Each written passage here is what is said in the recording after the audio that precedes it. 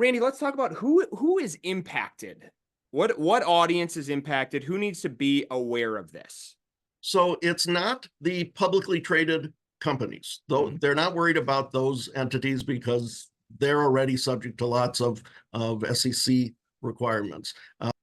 But any entity that does not fit into one of 23 specified exemptions, Okay. any other entity that's formed by filing something with the state. So we're talking about corporations, both C corporations and S corporations.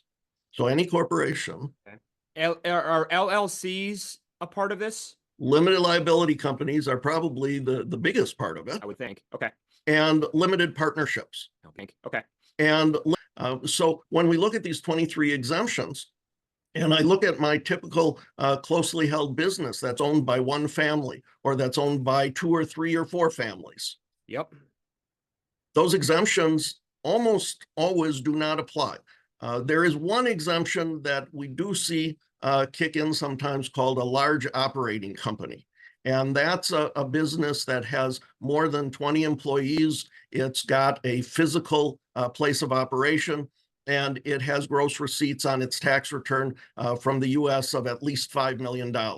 So if you check all those boxes, for example, if you check Von Briesen, our law firm, checks all those boxes, so we're going to be exempt.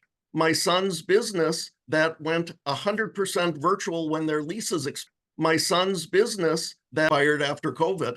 So all their employees work from home. They don't have a physical presence. They can't meet home. They don't have that large operating company exemption. So they're subject to it.